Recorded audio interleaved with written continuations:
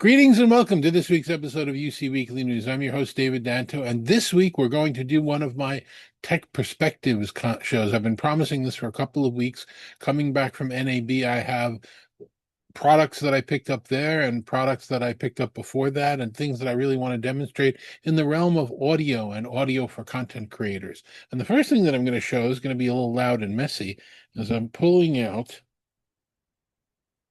this Sennheiser microphone, which you're not going to see unless I hold it up against my body here. I've recently switched to this microphone. Let me put it back in. You can see it here, but let me put it back in. This is the Sennheiser Profile USB streaming microphone set. Again, you can see the box with the artificial background. You can't see all of it as I move it up and move it around, but hopefully you get a sense of what it looks like. I'm not a big believer in having radio style big boom microphone sitting in front of my face. I think that's more inconvenient than convenient. Some could say that's more ego than anything else. I think the microphone does an excellent job sitting at the desk right where it is. It's approximately 1 foot from my mouth, tilted up slightly at me. This microphone has some interesting capabilities. It improves the one that I had been using before. It has gain control right on it. So ever feel that I need to boost something or do something interesting with it, I can just adjust the gain control right on the microphone. Obviously, it mutes and unmutes without a problem. And I think it's a really interesting microphone. So I've been using it for the last couple of weeks. I'm going to continue using it. I think it's a good improvement. So that's certainly one of the products that I'm looking at this week. The other one I've talked about on and off for a while is this one, is the Saramonic Air SE that has little magnetic microphones on the end, and you can use the two microphones and the receiver attaches to the case here. The case is also a charger for the microphones, and it has a USB-C and a lightning connector for a receiver. And you can also use it as a hand microphone going back and forth. I think it's a very convenient, drop it in your pocket and go if you think you might need to be doing some recording off of your phone for content creation. I think it's an excellent product. And here, let me show you what it sounds like. Okay, so this is me using the Saramonic Air SE, which is, if you look very carefully, just that little microphone right there, barely a little blue light on the bottom of it. You can attach it magnetically, or there's a magnetic clip as well. You can hear what the sound sounds like. It's a very small, compact receiver that I've got plugged in right now. I'm using the Lightning version right now, but I'm sure you can also use the USB-C version. And this is what it sounds like when you have a microphone. That's not particularly aimed at my mouth. I guess I could change that a little bit. Okay, so now it's a little bit tilted more toward my mouth, but this should just be normal speaking. I'm here in my office, and you can get a comparison of what the microphone sounds like. Another company that I've initiated coverage on is Insta360. They've made some innovative 360-degree cameras in the past, mostly a consumer product, but now they're moving more aggressively into B2B and B2C products around enterprise. And this is one of them that they picked up. It's not released yet. It will be released in the next couple of months, but they have samples out there. This is a microphone kit for content creators in high quality. It has the receiver built into the device. You can sort of see the receiver here. It has a connector on it that'll slip onto a camera and or cable, of course. And their microphones are interesting because they use e-paper, so you can upload logos onto them. Let me play a clip for you to show, let you hear what these things sound like. Okay, so now I am using the Insta360 Mic Pro system. They're brand new, and you can see it has e-paper on it. I've been able to upload the actual logo on t-shirt, logo on microphone. You can hear how this one sounds. It's got 3 microphones. It's got some built-in noise canceling. I'll go over more of the details. And again, I'm sitting at my desk, but you can get a quick comparison of how one of these microphones sounds when we use it. Now, I like that it's a charging case that holds all of the pieces. They say to me that they can do up to 4 microphones on it. In this case, it really only holds 2, but if I could connect 4 mics to the receiver, honestly, the receiver is very complicated. And I'm speaking to you as a many-decade broadcast engineer. It's got a lot of features and buttons that you have to push and twist and turn and push and twist, and it's very hard to figure out. They're probably going to have to move some of those deeper into the menus, but it's very powerful. And you can set the receiver. You can load the e-paper using a smartphone application. So I like it. I like the fact that you can see the microphones relatively easy. They help promote your logo. You don't see any other lights on them. So it's a nice product, and it sounded really good when I tried it. The next one I'm going to demonstrate for you is this one. This is I've demonstrated the clear arc microphones before. The Arc 3 gaming one, we actually used that one with a dongle on the computer, and you could hear what it sounded like. I'm going to have to record some of this off the phone, but this is the new Arc 5. We're going to unbox this one and take a listen to what it sounds like.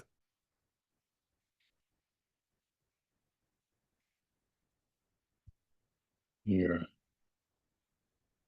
5.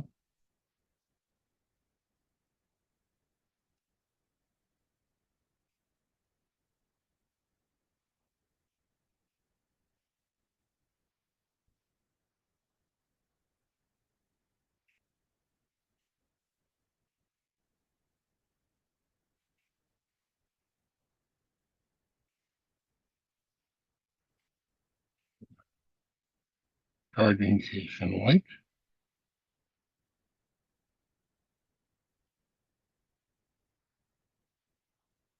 with a little mirror inside. How nice. Look at how cute that is.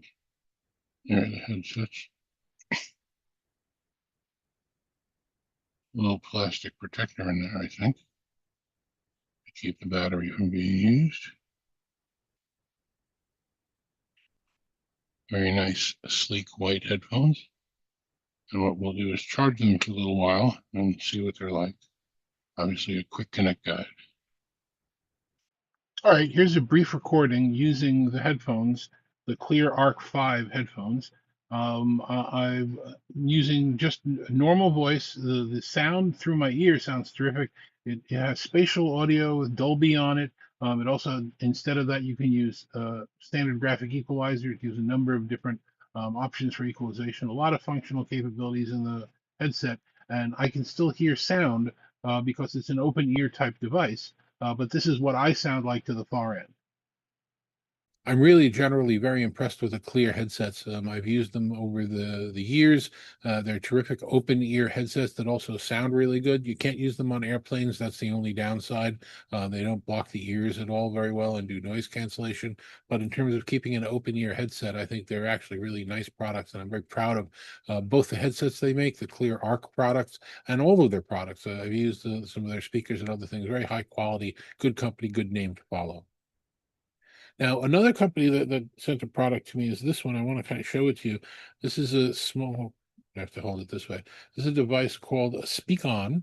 It's very narrow, very thin, and you can conveniently attach it via the magnetic mount to any one of the phones that have magnetic mounts that stays on the back. And what it is it's a recorder, it's a voice recorder meant to record short bursts. It's not like the Claude product or any of the products that's meant to record long form meetings. But if I would like to dictate, like it used to be note takers we used to carry and say, do this, do that, do this, it's sort of a note taker. You can use it with your phone or you can use it separately standalone. And what it does with the notes is it's like having an AI companion built into the device. So you don't have to go to your preferred AI to have it translate for you. So if I were to record a message that said, let's take a note out to my friends saying, I'd like to meet you at 3:30 at the restaurant down at the end of the block. Oh, wait a minute. I didn't mean the restaurant. I meant we want to meet at the grocery store, and it really should be 4 o'clock, and tell him to make sure that he's wearing his yellow jacket.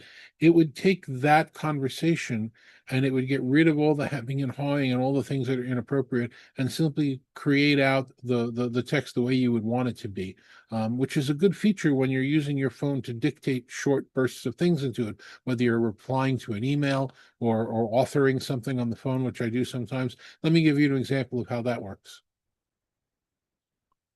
Hey, Jane, let's meet at the restaurant today at 3 o'clock. No, not 3 o'clock, at 4:30. The restaurant is on Elm Street and Fourth Avenue. No, Oak Street and Fourth Avenue. So it put all of the corrections in there. I don't know if you can see it very well, but it took out all of my mistakes and simply says, "Hey, Jane, let's meet at the restaurant today at 4:30. It's on Oak Street and Fourth Avenue." So that's the kind of thing that the Speak On device does in the application.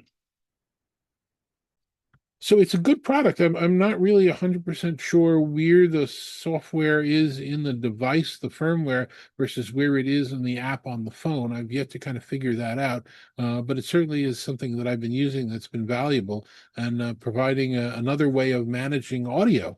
So that's really what this show was about, is new and innovative ways of using audio technology for collaboration and enterprise functionality. And I think that's a great product. So before I leave you with this week's show and end this week's Tech Perspective, I wanted to give you one more new bit of news that isn't audio, that's actually video. That's something that I saw at the NAB show this past couple of weeks and wanted to share with you. So I'm going to click some buttons while we're going on over here. If you're not sure who I am, even though my name is on the screen there, look at my name popping onto the screen right below me, or wrong side, right below me over here. And if you're not sure what company is, you see the logo there. I'm going to pop the logo onto the other side. There we go. And here's a ticker for you that basically says, thanks very much for watching my show. Hopefully the ticker, there it is. Now the ticker is running. So these are all features coming from a software developer, software company that I've worked with for many years called VizRT, VIZRT.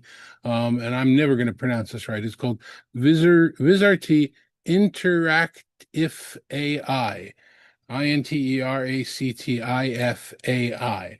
But in any case, VizRT has been doing computer graphics and very large scale graphics for broadcasting for many years, and now they're available as an app inside the Zoom App Store. So you can have graphics like these. This is a little busy. Let me shut the ticker off.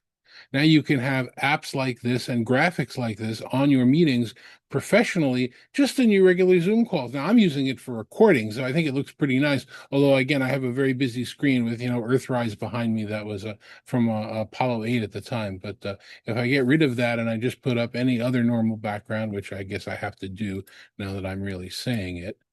If I put up a blank Earthrise, where's the blank Earthrise? There's a blank Earthrise.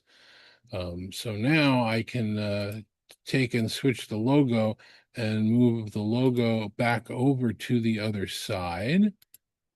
I'm not 100% great at switching these in real time yet, but I'm getting there. Let's move the logo back to the left. Those are your two choices, left and right. You obviously can upload that logo. You can upload a ticker, a timer, an agenda, Q&A screens, and you can look like you're a professional broadcaster just on a regular Zoom call. It's free for 90 days.